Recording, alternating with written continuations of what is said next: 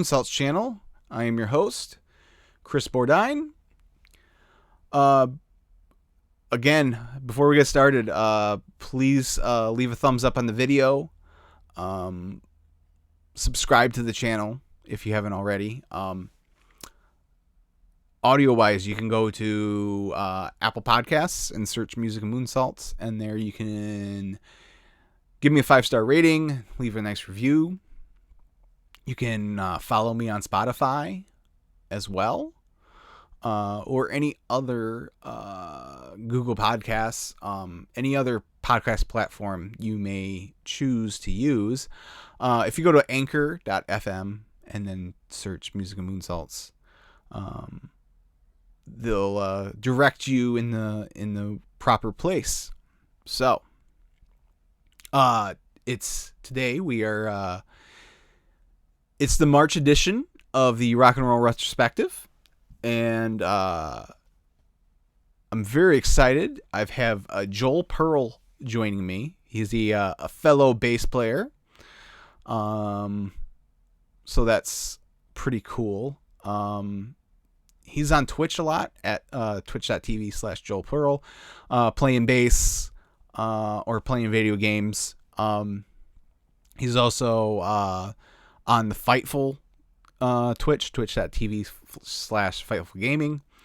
And then he's also co-hosts a wrestling podcast, Tim and Joel Call It in the Ring, which again you can find on YouTube or whatever podcast platform you so choose.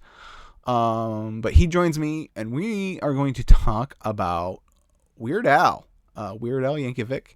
His classic Bad Hair Day album came out 25 years ago this month, which makes me feel really old because I remember getting this as a kid a little later that year. I tell the story with Joel on, so I won't tell it again here all the way, but just let it play, give it a watch. Joel's a great guy. I've really been blessed since I started doing this, and just interacting with guys like Joel and then Joe and Jeremy, which, by the way, if you haven't watched it yet, please go watch the WrestleMania draft I do with Joe Hulbert, Jeremy Lambert, and Matt Durr from earlier this month. It was so much fun. Those guys, obviously, Matt's my best friend, so that goes without saying.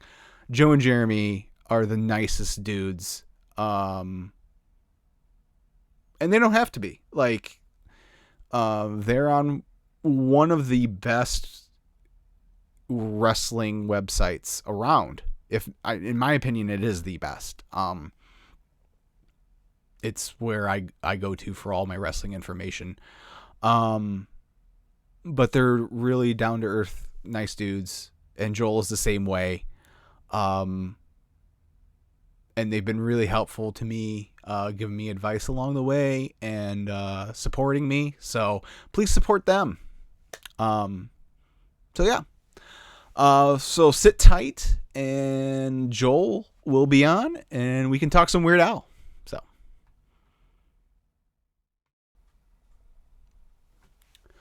All right, ladies and gentlemen, I'm very excited to have with me today he's a co-host of the Tim and Joel Call It in the Ring podcast, as well as many other places you can find him. I will let him plug all of that later. But I have Mr. Joel Pearl with me today. How's it going today, Joel?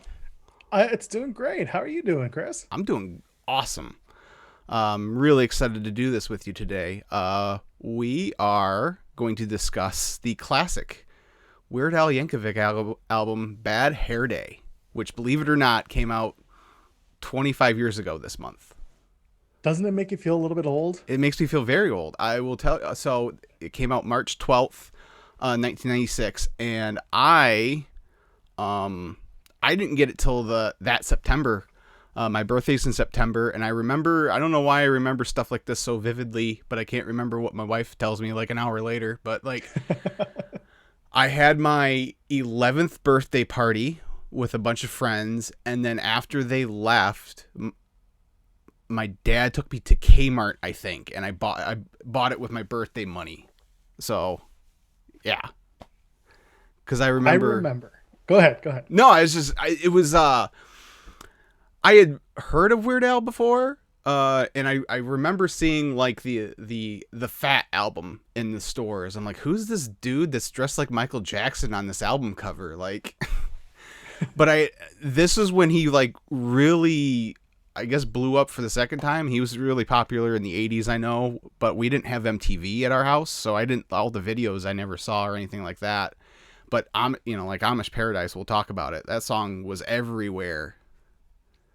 Yeah, it really was. I remember being a kid going to Music World at Carlingwood Mall in my hometown of Ottawa and buying that cassette. I didn't have a CD player.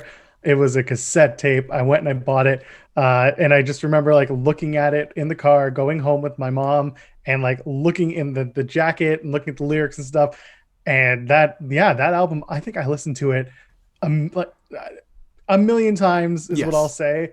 But like I went back and I re-listened to it as we were getting ready to do this podcast, and I was like, oh, I still remember like all the shots. I still remember all the solos. I still remember where each part kind of comes Yes. in together. It was something else. I was like, oh, this is really ingrained in my memory. I couldn't tell you the last time I had listened to this whole album all the way through until, starting to do preparation for this. And yeah, like it's just like you said, it immediately took me back to having it playing. I did have the CD. I don't anymore because I I was so I wore that thing out. Like the case like disintegrated. Like that's how much I wore that thing out.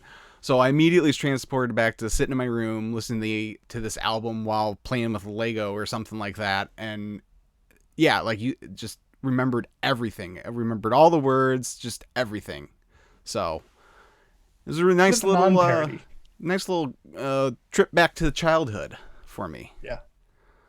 Um, so I'll give some general information, and then we'll go track by track. And what I thought would be fun to do with you, seeing as half this album is parodies of other songs. I sent you a Spotify playlist containing those original songs that he parodied. And not only, obviously, we're going to discuss Al's songs, but also talk a little bit about the songs he parodied. Because, there's a couple songs on here that were just mega hits back in the mid-90s. But like I said, this was a huge album for him. He peaked at number 14 on the Billboard 200. And he sold over 1.3 million copies alone in 1996, which was the highest selling comedy album since they started doing SoundScan in 1991. It was his sixth gold record, which is selling 500,000 copies. It is now certified double platinum, which is over 2 million copies in the US alone. And it's in your native land of Canada, it's certified platinum. So, and he recorded this over a long period of time. He started recording it in November of 94 and then didn't finish until January of 96. So he took a sweet time making it, but I guess it was worth it because it's an awesome album. So Yeah, it was really well done. Yeah. I mean, well, and we'll get into the production quality and everything and just the way that each session kind of grew each song in different times. I think that was really cool too. We can talk a little bit about that if you want. Sure, yeah. But so we kick off, as I said, Amish Paradise. This was the song where he really got on my radar, mainly because everyone at school was talking about it. Like this was like everyone was talking about this song. It was everywhere. It was the parody of Gangster's Paradise by Coolio. And Amish Paradise actually peaked on the singles charts at number 53 in the Billboard Hot 100, which for a parody song, you think about that and it's like, that doesn't make sense. Yeah. What I found interesting about this song is, so normally he's very faithful about copying the arrangements of the songs that he, like, verbatim. Every all the inflections on all the vocal lines and everything. This one is different. This one's a little more jumbled. For instance, the line but I ain't never pushed a tourist even if he deserved it, an Amish with a tude, you know that's unheard of, is in the second half of the second verse. The line that parodies, but I ain't never crossed a man that didn't deserve it, me be treated like a punk, you know that's unheard of, is in the second half of the first verse. And there's a couple examples like that. So, like, I'll talk about it on a song later. What I like to do with the Weird Al songs is, like, if I hear the original out in the wild, so to speak, like, I'll sing the Weird Al lyrics because it usually matches up perfectly. Can't really do that with this one. Yeah, I kind of noticed that. It's he usually takes little liberties, and that's really one of the first times you can hear him kind of go off the regular build of the original tune. I think maybe part of that had to do with just the story he was trying to tell versus the story that Coolio tells in his track. Right. So I kind of see it, but I really just chalked it up to, like, it's just artist liberty, and we're just gonna have to live with it forever. Yeah. I mean, it's not like it's a bad thing by any means. It's just interesting. Not at all. It was interesting. So again, Gangster's Paradise is a song it parodies, which was released in August of '95. I didn't realize that song actually has a sample, like the chorus is a sample of a Stevie Wonder song. Yeah. Called Pastime Paradise. So I was like, oh, okay. And like this was a mega hit. It was featured on the soundtrack for the movie Dangerous Minds, which had Michelle Pfeiffer in it, which was a big movie at the time. It peaked at #1 on the Billboard charts. You and I are both bass players. I really love the bass line in this song. It's just a cool, just little groovy little bass line. I love it. Yeah, it's a really nice, it's kind of like a synthesized bass line, and it's so simple and it's so easy, but it's got to fit in just right with the rest of the tune. So it's a lot of fun to play, especially when it's in the pocket and you do it right. Right. One thing I forgot until doing research, Coolio was upset. I heard about this. Coolio says he didn't know. Yeah, so even though he doesn't have to because fair use laws and all that, Al always asks for permission when he does these parodies, just, because he doesn't want hard feelings. And apparently his label told him, oh yeah, Coolio said it was cool, go ahead. Probably because they knew the original was such a smash hit, they thought, well, this will be too, and they were right. But so it's unclear whether they lied to Al. This was still on the old Scotty Brothers record label before they sold to Volcano. So I don't know, what was going on there. So the theory is that either they just flat out lied to Al to get the huge hit in the publicity, or Coolio changed his mind afterwards. But either way, Coolio's not happy. At the Grammys, he even puts Al on blast, saying that he desecrated the song. But they eventually made up. It's all good today.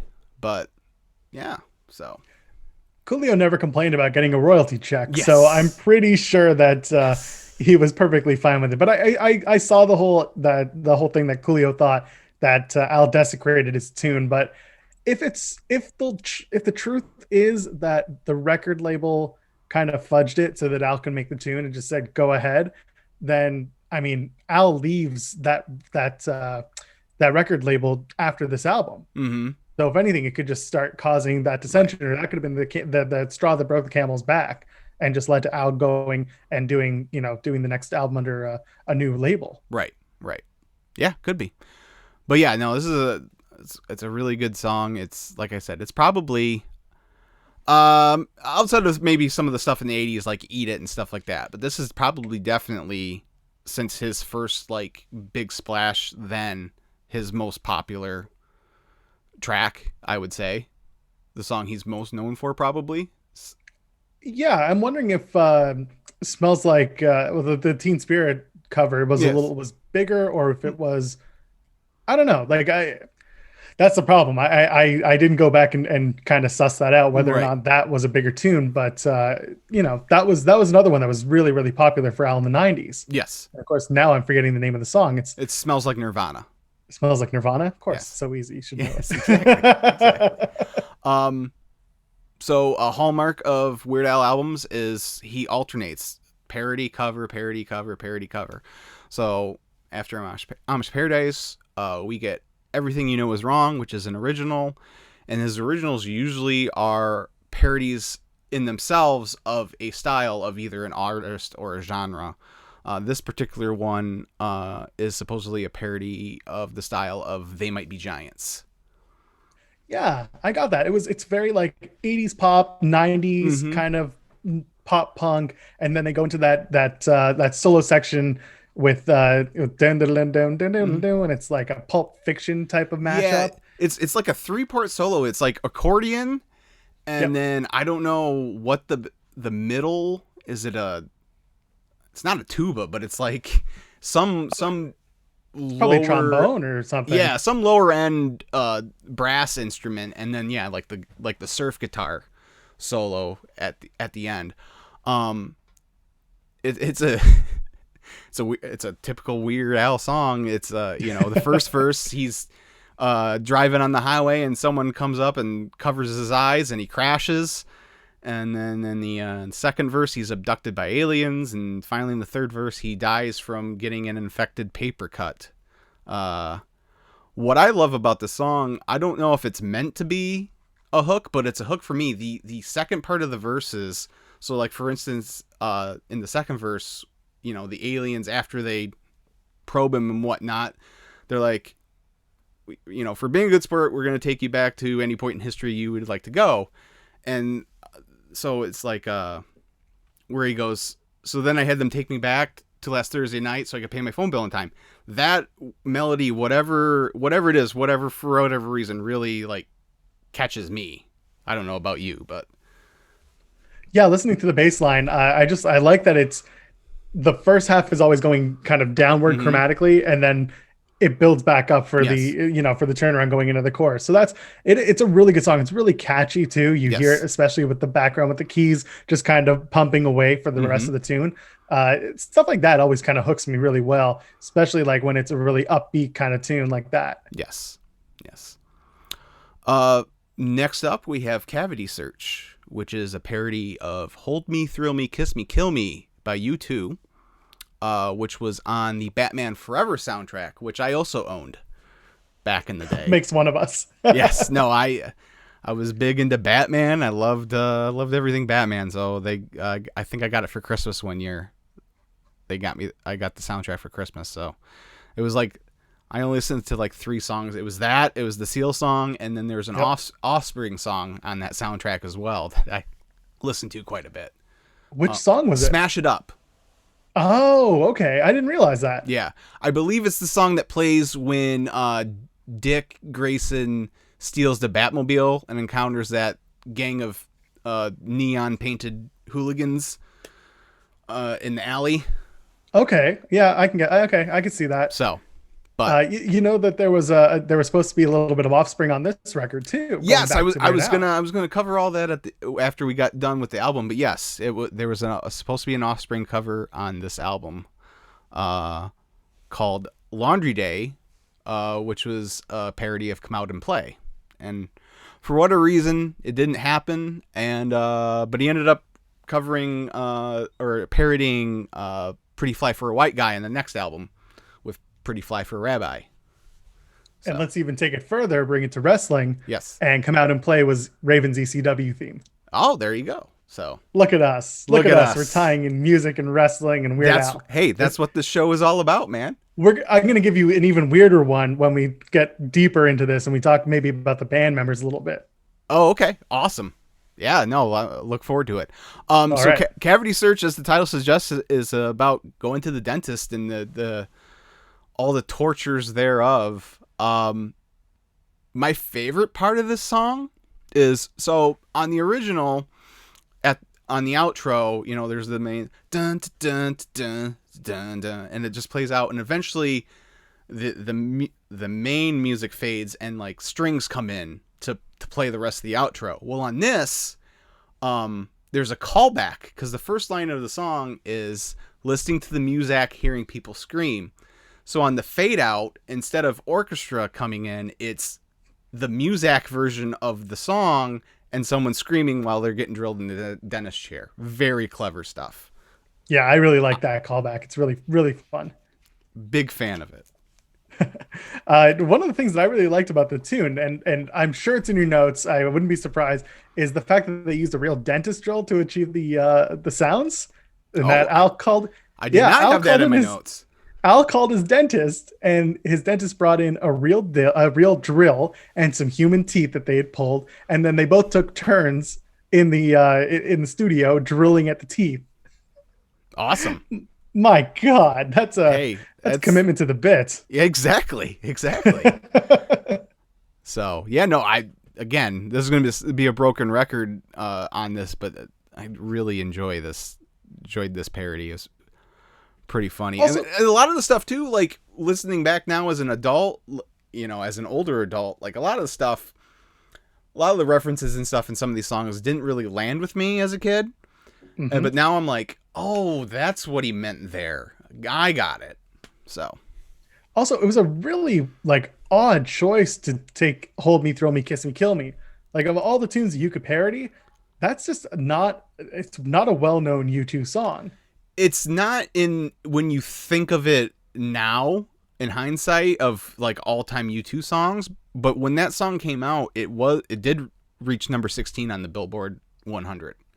Okay, so yeah, it hit some popularity. Yeah, it was like, I guess being in a Batman film is also a huge accomplishment. Yes. And for whatever reason, I can't pinpoint when that song was in the movie. Like, I think that was made just for it might have played during the credits. Yeah. It was one of those like, hey, U2, we're going to pay you a boatload of money to be in our movie, to play a song in our movie. And it was just like, right.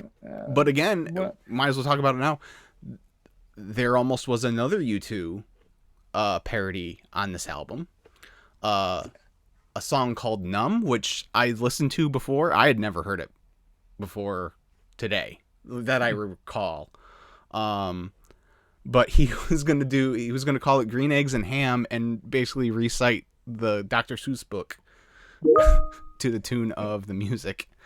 You had to pay a little too many residuals away for that. Yeah, and that's, I mean, the Dr. Seuss estate is the ones that kind of put the kibosh on that one. So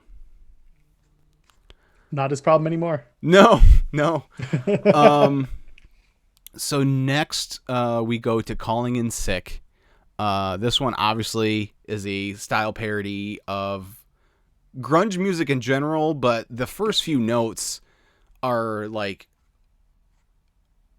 even now knowing that it's not a parody, like when it starts the first time you listen to it after you haven't heard it in a while, I'm like, wait, did he do a parody of Come As You Are?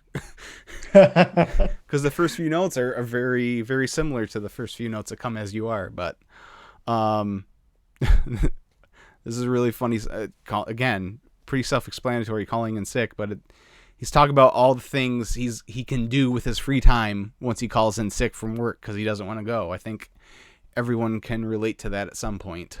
So my personal favorite line from that song is, I can make a huge colored tapestry for my belly button lint. Yes.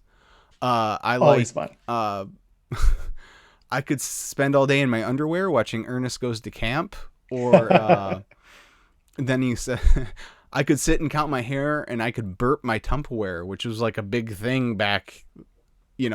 People used to have Tupperware parties and stuff like that, and it was a big thing, is making them burp. So I thought that was pretty funny. Another like old callback in this is saying that freedom is just 7 digits away. Yes. And I'm sitting there like, oh yeah, that's right. We never used to have to use area codes to call people. Right. Now it's just of the norm. And yeah, exactly. Local or not, you use the area code. But yeah, back then, if it was a local call, you just typed in the 7 digits. So Yeah, that is kind of weird thinking about it now. Um, so then we come to the polka, which again another must have on a Weird Al album. This one's called the Alternative Polka. Um, and I'll just quickly run down, or I won't quickly do it. I'll run down the list of songs featured, and then if there's anything that sticks out, we can talk about it. Starting with "Loser" by Beck. Again, they pretty much nailed the opening to "Loser." Those first few guitar strums at the beginning, like it sounds just like the actual song. I do wonder if they kind of got the sample from Beck. And later on, when we talk about the Waterfalls parody, I wonder the same thing if they just got the rights to the sample. Right. Yeah, that could be. So then we go into "Sex Type Thing" by Stone Temple Pilots.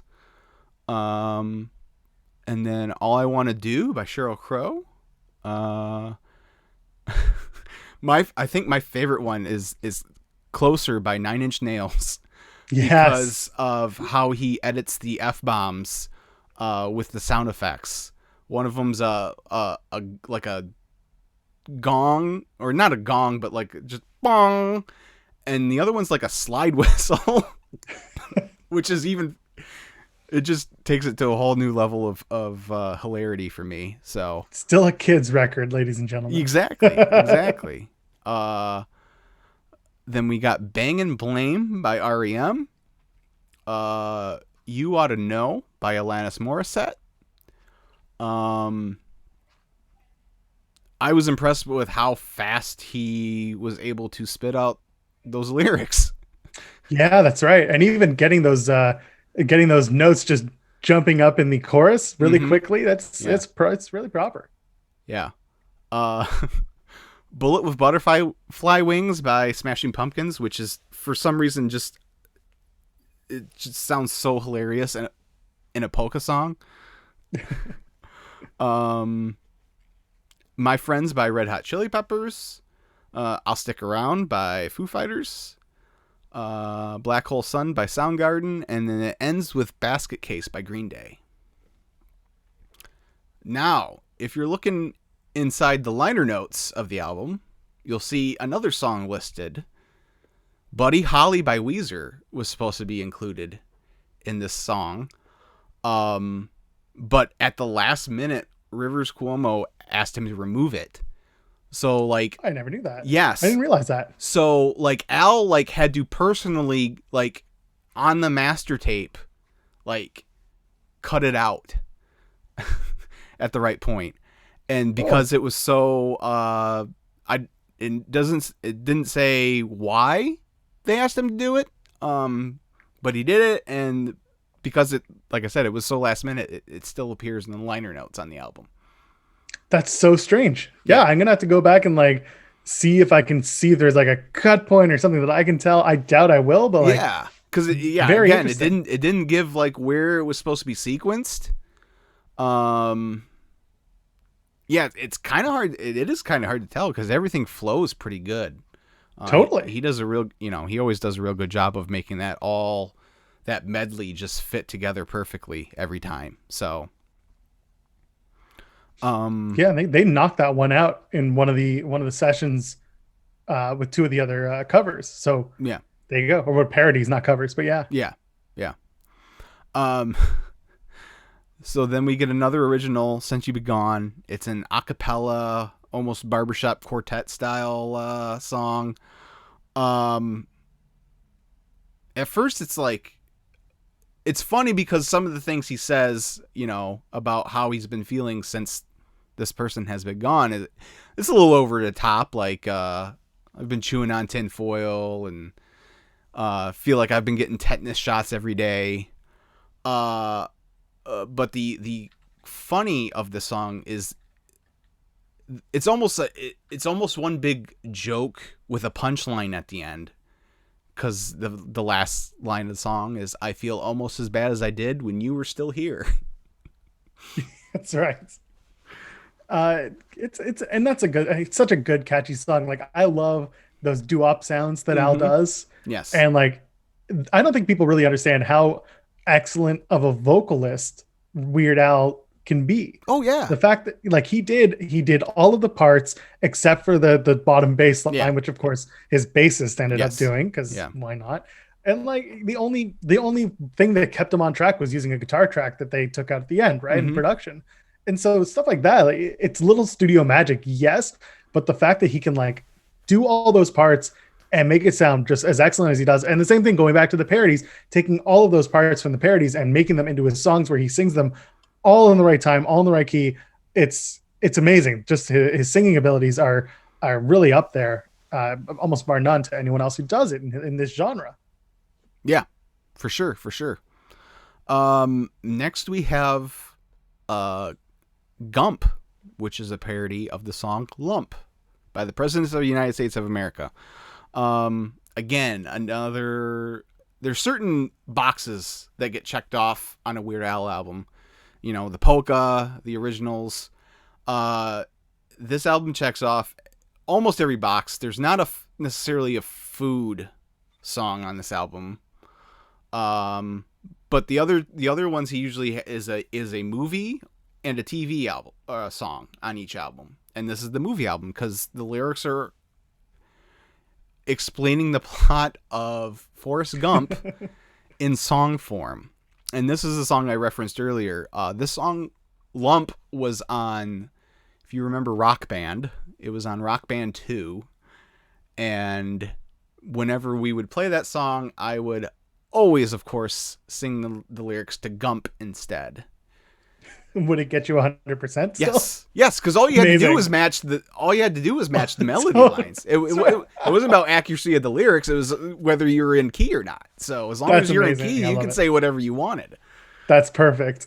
So, yes. I mean it's another fun tune. It's one that like I think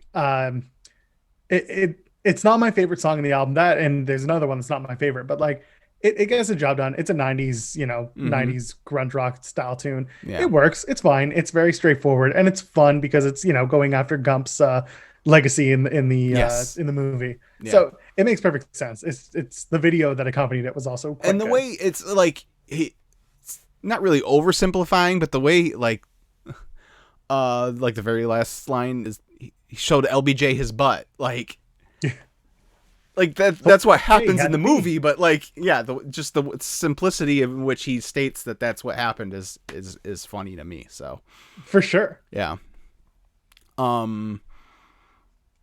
Next, another original, I'm So Sick of You.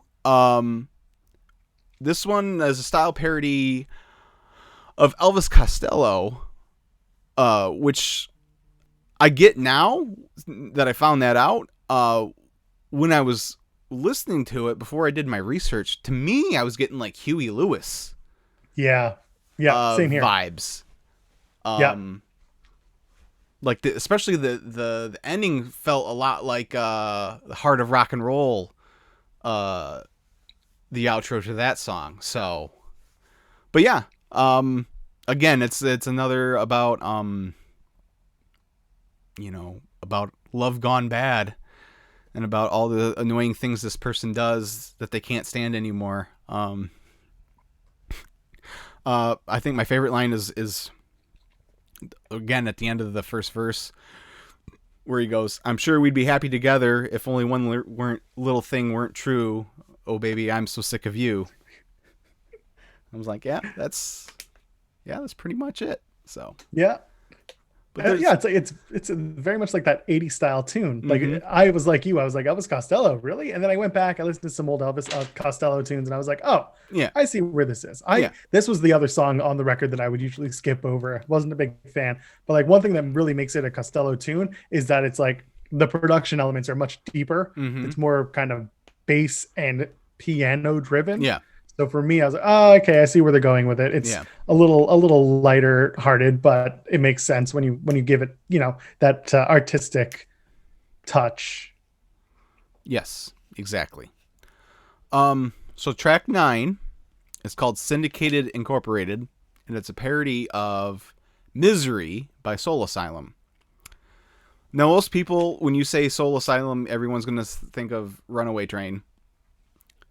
I personally much prefer Misery to that song. I remember this getting played a lot when it came out. Misery, that is, not Syndicated Incorporated. Misery actually peaked at number 20 on the Hot 100. But it got played. I was listening to mostly, the rock stations and alternative stations at that point, and that's where I heard it mostly. Again, this song is about TV, and it's about syndicated television. So all bunch of old TV shows that would show reruns of all day long on certain channels, or even shows like Regis and Kathy Lee, which again just goes to show how how far long ago this was. And Yeah, and hard copy. Hard copy, yes. Yeah. Yes.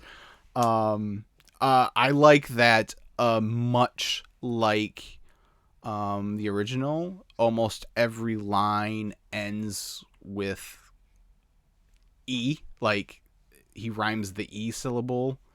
Yeah. Pretty much every single line, just like they do in the original song. I thought that was, going through and thinking about going through a list of TV shows that end like that and fitting them into a song, it's genius in its own way. It really is. And one thing I really like about this tune is, like, if you listen to Misery by Soul Asylum, he actually takes this version a little bit faster than Soul Asylum's version.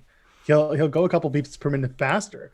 And for me, like, this is one of my all-time favorite Weird Al songs. Like, it's up there with the White Stuff from Off the Deep End. Like, that, those two tunes I think are the ones that are most ingrained in my brain when I listen to Weird Al. Okay. At least the stuff that's like not the most well-known radio hits. Right.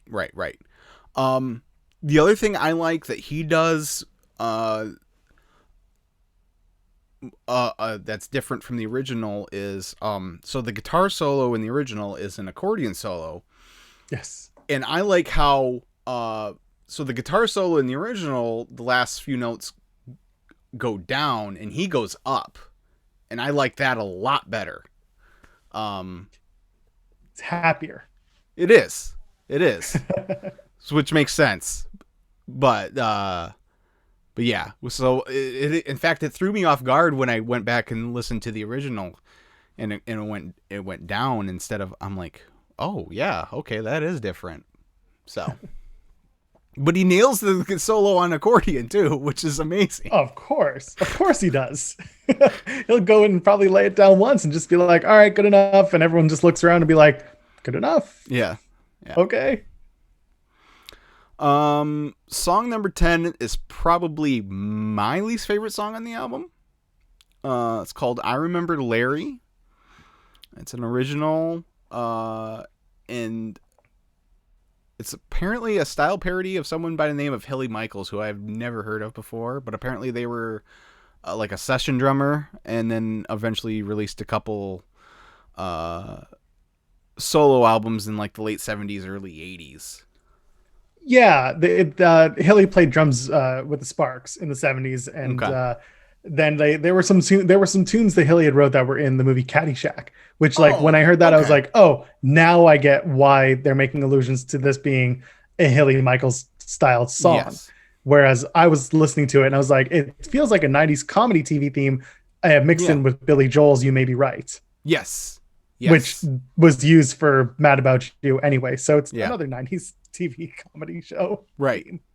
Yeah, exactly. But it's about, hey, do you remember this guy that used to live by us that pulled all these pranks? And then you get to the last verse where Al finally has enough and he ends up like kidnapping the dude and taking him out and leaving him in the middle of the woods. Never to be heard from again. That's what I do. Yeah. I mean, of course, if he's putting glue in my toothpaste and giving me, X-Lax brownies and stuff like that, then yeah, I probably would do the same thing. So. And you know about the backwards message? No. In the song? No. Around the 3-minute-ish mark, There's like a back mask kind of backwards message, and when you take it and you revert it back, it says, and I quote, "Wow, you must have an awful lot of free time on your hands." Huh. Yeah, go back, listen to it. Okay. You'll find it. Like I said, I think it's around like 310. Okay. All right. I Yeah. know that is it like is that a sitar at the end on the outro? Oh, I'd have to go back and listen, but it I sounded, yeah, I it's a higher, yeah, yeah, I'm pretty sure it's like a sitar. It sounds like a sitar. So it's almost like when I was again like I was trying to pinpoint what style this was. I'm like, well, that's very like George Harrison, but yeah. yeah. So, anyways, track 11. I can't believe this wasn't a single, considering they released Amish Paradise when Gangster's Paradise was such a massive hit. Phony Calls is a parody of Waterfalls by TLC, which was an even bigger hit in 1995. It was Yep. Waterfalls was number 1 for 7 weeks, and it was the number 2 song of the entire year. Like, I could have, like, before doing the research, if you would have asked me, I would have put money on the fact that Phony Calls was a single, but it wasn't. So, It's a very underrated parody. oh, it's great. It's Yeah. great, and it's got the Simpsons sample in the Yep. middle. They didn't have to pay the actors to come in. They just ripped it from the episode and paid them anyway. Yep. For those of you who are curious, it's from an episode in season 2 called Blood Feud. So, and it's just Bart making prank calls to Moe's Tavern, and Moe getting upset and threatening to carve his name into his back with an ice pick. Classic. Awesome. Yeah, no, I always loved this song as a kid. So, really great parody, I think. Yeah, just and again, like going back to Al keeping it simple and going exactly as the original strong structure would be. He keeps it again. He just keeps it as close to the original as he can, but gets his story across with phony calls. Like it's super straightforward. It's super good, and like I said, it's very underrated. Yes. I think more people need to spend some time listening to it. He the intro is shorter than the original. Yes. He pretty much goes right from the little. Is that a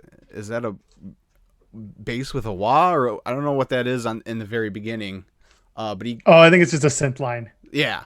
Yeah, I know what you're talking about. Yeah, but he, in the original, there's a couple bars of just, the musical melody before the singing starts, whereas he goes right into the first verse right after that synth part at the beginning. So he may have taken the single and just used it from that. I was kind of thinking that too. I didn't have bothered to go back and find like the radio version, because the middle section where the Simpsons sample is too, that part is shorter than the rap section in the original. Yeah. So you're probably right. It's probably the radio single version that he parodied. So, which again makes it even more mind-boggling why they didn't release that as a single. But I digress. Exactly. The most ridiculous song on the album. Oh yeah. The closer, The Night Santa Went Crazy. I can't believe my parents let me listen. Like, I really can't believe my parents let me listen to this song. So, I mean, I'm a Jew, so for me, it was just like another song. Right. And then apparently they had released an extra gory version of this. We'll get there. I'm sure we will. When I heard about that, I was like, "Are you serious?" Yes. So it's one hell of a song. So it's an original. But there's a lot of references, musical references. There's a song "Black Gold" by Soul Asylum that it's especially the main. The main, wouldn't call it a riff, but the main part that plays at the beginning, the dun dun dun dun dun dun dun, dun, that part is pretty much that line ripped, is lifted. Yeah. Yes, and then Also, apparently, there's an ode to "Mama, I'm Coming Home" by Ozzy Osbourne in it, and then to tie it all in with the Christmas, "I Believe in Father Christmas" by Greg Lake of Emerson, Lake and Palmer. But Yeah. That one I had no idea. so I'm gonna read. I copied from Wikipedia the synopsis of the song, and I'm just gonna read right from that because it explains it more perfectly than I ever could. Okay. So the song starts. Santa's elves are making toys in the workshop, making all the Christmas presents for the good Gentile girls and boys. Suddenly, Santa bursts in, drunk as a skunk, with a rifle in his hand and covered with ammo. Says, "Merry Christmas to all. Now you're all gonna die," and he starts opening fire on everybody. He basically destroys the North Pole. He holds the elves hostage. He barbecues Blitzen, says it tastes like chicken. And then the National Guard and the FBI show up during the bridge.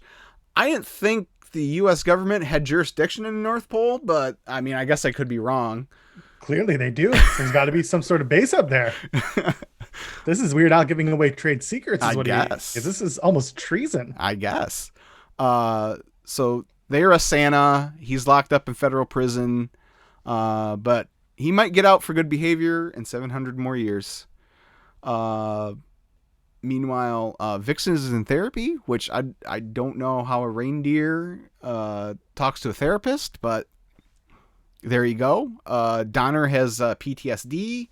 The elves go work for the post office, and Mrs. Claus negotiates the film rights with a lawyer. And the reason that Santa has gone through all this trouble is because he got sick and tired of milk and cookies being the only reward for his hard work. I think that's my favorite line of the song, where he says, broke his back for some milk and cookies. Sounds to me like he was kind of getting gypped. I'm like, yeah, I guess I agree. Yeah, Santa getting the raw deal, man. He could have taken a present while delivering one. Maybe, skimp one here and there. Exactly. Why not? But yes, you brought up the extra gory version. And in this version, they kill Santa Claus. Of course. So it goes, "Yes, Virginia, now Santa Claus is dead.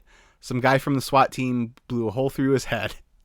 Yes, little friend, now that's his brains on the floor. I guess they won't have the fat guy kicking around anymore. Good God." But now there's no more presents for children's enjoyment, and the elves got to stand in line to file for unemployment. And then it finishes back with the same line about Mrs. Claus negotiating the movie rights. So he released this song as a single during Christmas time of 1996. It didn't chart, shockingly, but it did chart all the way in 2010. It reached number 35 on the Billboard Holiday Digital Tracks chart. So I'm guessing it was one of those. How? Well, you know how the things are nowadays. Like all of a sudden something will happen and it'll be almost like a cult classic type situation. That's got to be what it was. For something happened in Christmas of 2010 where everyone's like, you know what? I'm going to listen to The Night Santa Went Crazy over and over, and it ended up charting. So it must have been the year that Santa died. We must have not gotten the memo. Must have. So, yeah. And then again, like we've mentioned a couple times, there were some unused parodies that he didn't do for one reason or another. We mentioned Laundry Day, and we mentioned Green Eggs and Ham. There's another one called Gee, I'm a Nerd, which is a parody of one of the songs the Beatles released when they were doing their anthology TV miniseries, Free as a Bird. He actually talked to Paul McCartney, and Paul gave him the thumbs up, but he's like, John wrote that song, so you might want to check with Yoko. And we all know Yoko. She said no to that. Yoko ruins everything, man. I'm telling you. I know. Just can't do things with Yoko around. I know. And then the one I'm probably most disappointed didn't get made was I'll Repair for You, which is Oh a yeah. parody of the Friends theme, I'll Be There For You by the Rembrandts. The Rembrandts gave their blessing, but the producers of Friends were like, we don't want the song getting overexposed, which, I mean, I don't know how much more overexposed you can get than what it already was. Uh, Yeah, it's being played once a week and then some on syndication. right. How does it overexposed? It's not like your band's gonna make anything else. Well, I mean, I guess it probably wasn't in syndication yet because it was like the first year of the show. Yeah, I guess so. But yeah, no, I remember hearing it on the radio a lot though. So Yeah. but the premise of the song was going to be all about another sitcom at the time, Home Improvement. Oh no. So I would have liked to have heard. I guess he has performed that version. All these, I guess he's performed live at one time or another. So Have you ever seen Weird Al live? I have the DVD. Yes. But have you seen him live? I have concert? not seen him live ever. My dad did though. He played. My dad works at the University of Michigan, and in the buildings, maintenance and stuff like that. And he was playing. I believe it was the Hill Auditorium at U of M, and they asked my dad to like work overtime, just be there at the building in case something went awry. So he basically got paid to watch a Weird Al concert. It's a pretty good way to go. I mean, I've seen Weird Al. I have. I think I saw him on this tour actually. Oh, okay. On the Bad Hair Day tour. Oh, nice. And so Al's vegan, like very famously vegan, right? And I went and I happened to run into a friend of mine, his brother, who's another Weird Al fan. He had baked Weird Al a pan of brownies. Like regular everyday brownies, and they went down to the curtain where the like where you could go backstage or whatever to give the brownies, and then the stagehand was just like, he can't take them, he's a vegan. And I just remember my friend's brother being like so upset and just like, just heartbroken that he couldn't give these brownies that they slaved over. But it was a really fun show, and like it was, Al just puts everything into his performances. One thing, if you go on his YouTube page, the last tour that he did, the Vanity tour, he posted a video of like, it's all audios, but it's clips. Every single night he would do a cover of a song, like an actual real cover with the band. And he has like a 45-minute just compilation of every song that they were going out and playing as the encore. Nice. Yeah, so that's on his YouTube page. If you go search Weird Al on YouTube after you watch this, definitely have to check that out. I know he did. Speaking of the Beatles and that, he did. They did a concert for George Harrison a few years back, and I want to say he did "What Is Life."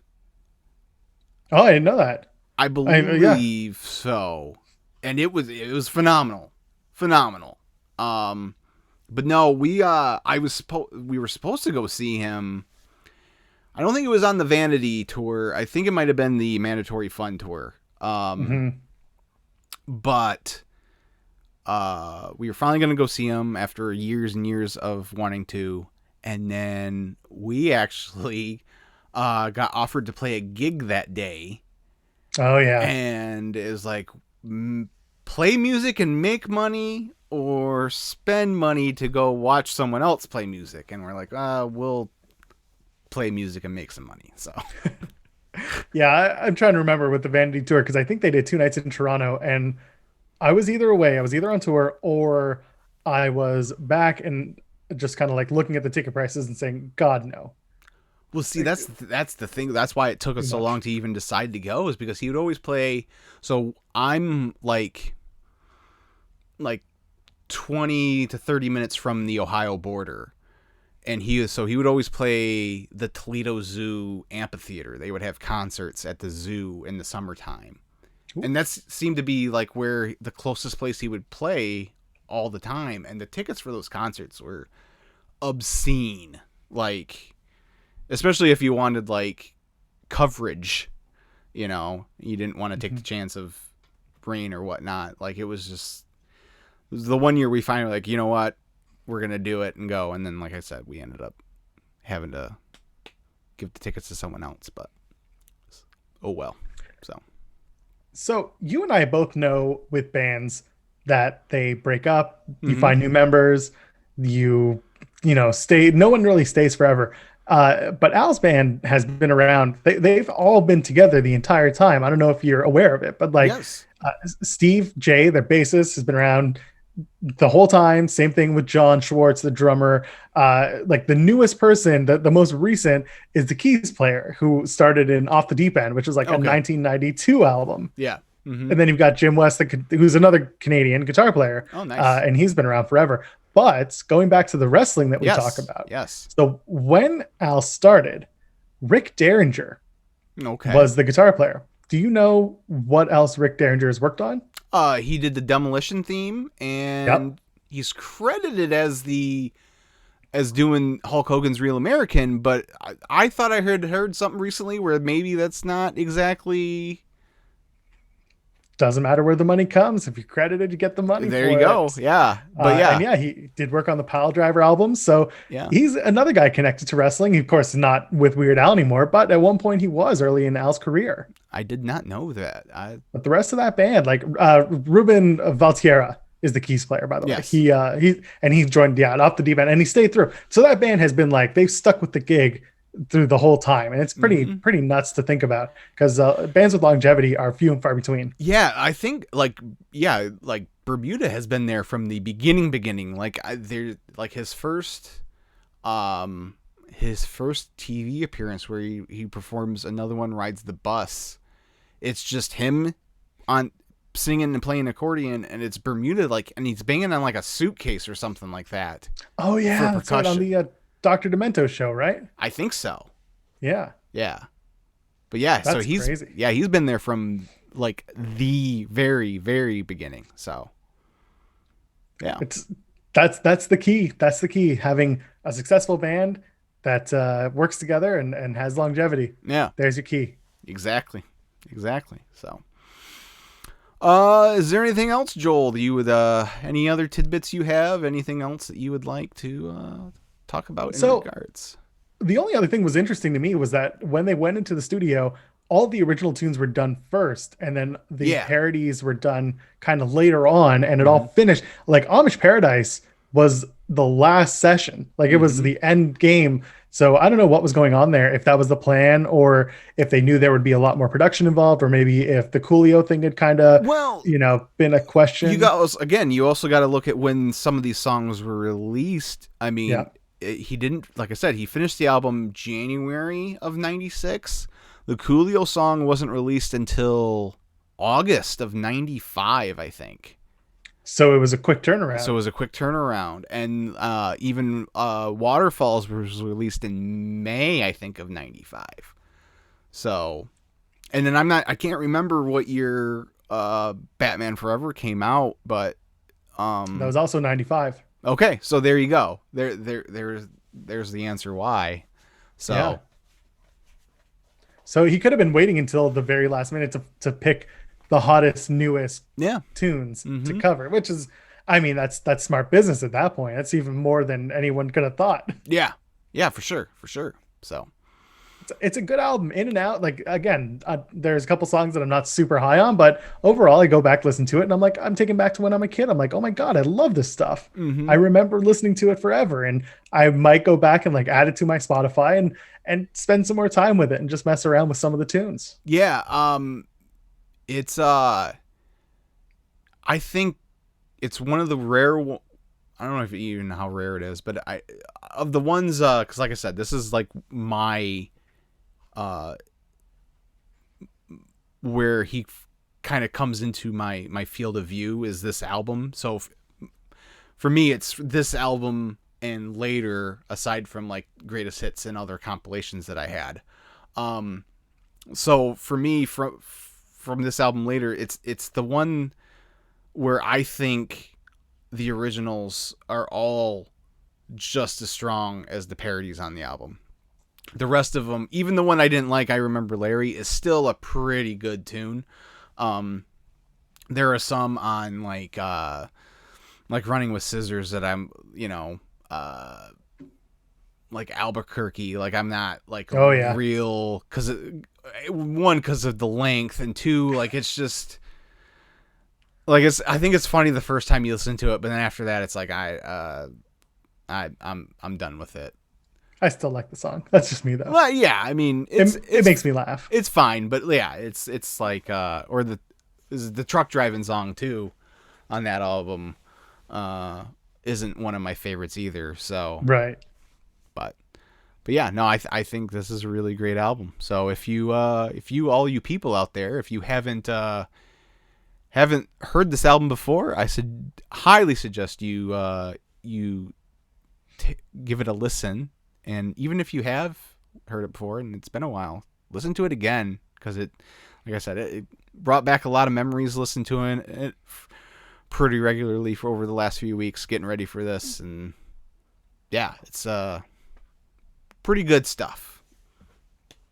Yeah, I agree. It's an album worth going back to. Absolutely, It's worth revisiting. Absolutely. Joel, where can people find you? You can find me everywhere, all forms social media at Joel Pearl, JoelPearl. I do host a podcast every single Thursday night at 8 p.m. Eastern on YouTube. It's called Tim and Joel Call It in the Ring. If you go to timandjoelpod.com, it'll take you there where you can subscribe, watch it. We talk about wrestling. We wrap up the week in a neat little bow, and we joke about it. We don't take things seriously, because wrestling to us is not a very serious thing. It's a lot of fun. It's entertainment. It's comedy. It's drama. It's everything. That's us. You can find me over at twitch.tv/Joel Pearl. Part of the week I'm doing playing some bass while playing some tunes and bantering with the friends. I know Chris is there often, hanging out with me there. And then other parts of the week I'm playing video games. So if you want to come in, watch me, make fun of me, playing games, you can do that. Again, twitch.tv/Joel Pearl. And I'm around Fightful. You can find me there on their Twitch and doing the watch-alongs on Scraps. I don't know how I got into that gig, but for some reason they keep bringing me back. I was this is gonna release later in the month. I was on the fence up until like a couple days ago whether I was going to actually purchase Revolution myself or if I was just gonna watch the watch along. But obviously you made the choice to purchase the show because the watch along was subpar. Yeah. No, it was a lot of fun. It's a busy show. Yeah. Yeah. There was a lot going on, and we're trying to chat and we're chatting about everything, and we're keeping up with the actual YouTube chat. It's a lot. Like, the watch alongs are a lot. You want to keep the conversation going. You want to keep people involved and included. That's kind of how it should go. Yeah. Otherwise, no one wants to listen to you banter about nothing. They're there to talk about wrestling. Yeah, exactly. So, all right. Yeah. Go check out Joel and support him and all his stuff. You can follow me at IbanezChris on Twitter. If you please like the video, subscribe to the channel if you haven't already. Also, I have begun releasing the audio version on all major podcast platforms. Just go to anchor.fm and search Music and Moonsaults. You'll find me, and they'll point you in the right direction. So that's it for me, and until next time, see ya.